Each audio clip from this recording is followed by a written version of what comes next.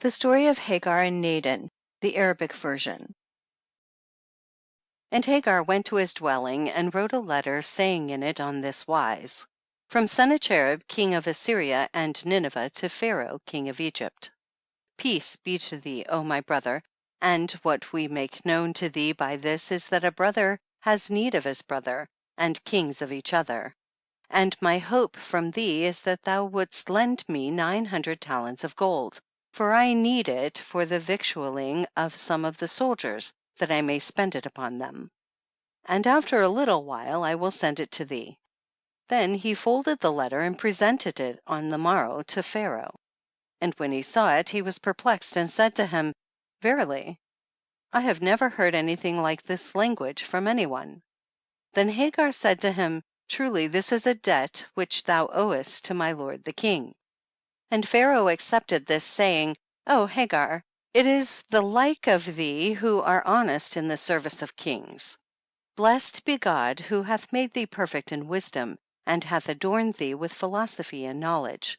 And now, O Hagar, there remains what we desire from thee, that thou shouldest build us a castle between heaven and earth. Then said Hagar, To hear is to obey.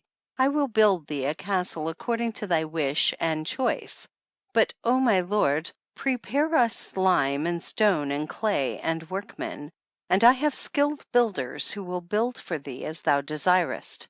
And the king prepared all that for him, and they went to a wide place. And Hagar and his servants came to it, and he took the eagles and the young men with him. And the king and all his nobles went, and the whole city assembled, that they might see what Hagar would do. Then Hagar let the eagles out of the boxes, and tied the young men on their backs, and tied the ropes to the eagles' feet, and let them go in the air. And they soared upwards till they remained between heaven and earth. And the boys began to shout, saying, Bring bricks, bring clay, that we may build the king's castle, for we are standing idle. And the crowd were astonished and perplexed, and they wondered. And the king and his nobles wondered. And Hagar and his servants began to beat the workmen, and they shouted for the king's troops, saying to them, Bring to the skilled workmen what they want, and do not hinder them from their work. And the king said to him, Thou art mad. Who can bring anything up to that height? And Hagar said to him, O my lord, how shall we build a castle in the air? And if my lord the king were here, he would have built several castles in a single day. And Pharaoh said to him, Go, O Hagar, to thy dwelling and rest, for we have given up building the castle, and tomorrow come to me. Then Hagar went to his dwelling, and on the morrow he appeared before Pharaoh. And Pharaoh said, O Hagar, what news is there of the horse of thy lord? For when he neighs in the country of Assyria and Nineveh, and our mares hear his voice, they cast their young. And when Hagar heard this speech, he went and took a cat, and bound her, and began to flog her with a violent flogging, till the Egyptians heard it. And they went and told the king about it. And Pharaoh sent to fetch Hagar, and said to him, O Hagar, wherefore dost thou flog thus, and beat that dumb beast? And Hagar said to him, O my lord the king, verily she has done an ugly deed to me, and has deserved this drubbing and flogging. For my lord King Sennacherib had given me a fine cock, and he had a strong true voice, and knew the hours of the day and the night. And the cat got up this very night, and cut off its head, and went away. And because of this deed I have treated her to this drubbing. And Pharaoh said to him, O Hagar, I see from all this that thou art growing old, and art in thy dotage. For between Egypt and Nineveh there are 68 parasangs. And how did she go this very night, and cut off the head of thy cock, and come back? And Hagar said to him, O my lord, if there were such a distance between Egypt and Nineveh, how could thy mares hear when my lord the king's horse neighs, and cast their young? And how could the voice of the horse reach to Egypt? And when Pharaoh heard that, he knew that Hagar had answered his questions. And Pharaoh said, O Hagar, I want thee to make me ropes of the sea sand. And Hagar said to him, O my lord the king, order them to bring me a rope out of the treasury that I may make one like it." Then Hagar went to the back of the house and bored holes in the rough shore of the sea, and took a handful of sand in his hand, sea sand, and when the sun rose and penetrated into the holes, he spread the sand into the sun till it became as if woven like ropes. And Hagar said, "Command thy servants to take these ropes, and whenever thou desirest it, I will weave thee some like them." And Pharaoh said, "O Hagar, we have a millstone here, and it has been broken, and I want thee to sew it up." Then Hagar looked at it and found another stone, and he said to Pharaoh, "O my lord, I am a foreigner and I have no tool for sewing.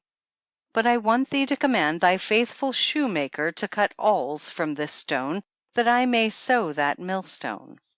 Then Pharaoh and all his nobles laughed, and he said, "Blessed be the Most High God who gave thee this wit and knowledge." And when Pharaoh saw that Hagar had overcome him and returned him his answers, he at once became excited, and commanded them to collect for him 3 years' taxes, and to bring them to Hagar. And he stripped off his robes and put them upon Hagar and his soldiers and his servants, and gave him the expenses of his journey. And he said to him, "Go in peace, O strength of thy Lord and pride of his doctors. Have any of the sultans thy like? Give my greetings to thy Lord King Sennacherib, and say to him how we have sent him gifts, for kings are content with little." Then Hagar arose and kissed King Pharaoh's hands, and kissed the ground in front of him, and wished him strength and continuance and abundance in his treasury, and said to him, "O my lord, I desire from thee that not one of our countrymen may remain in Egypt." And Pharaoh arose and sent heralds to proclaim in the streets of Egypt that not one of the people of Assyria or Nineveh should remain in the land of Egypt, but that they should go with Hagar. Then Hagar went and took leave of King Pharaoh, and journeyed seeking the land of Assyria and Nineveh, and he had some treasures and a great deal of wealth.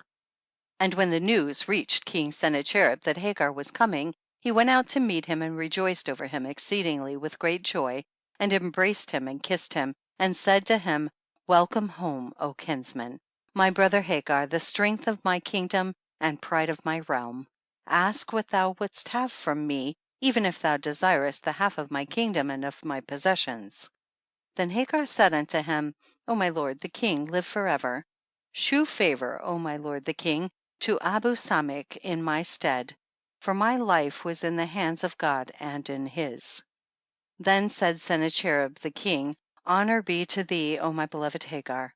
I will make the station of Abu Samik the swordsman higher than all my privy counselors and my favorites."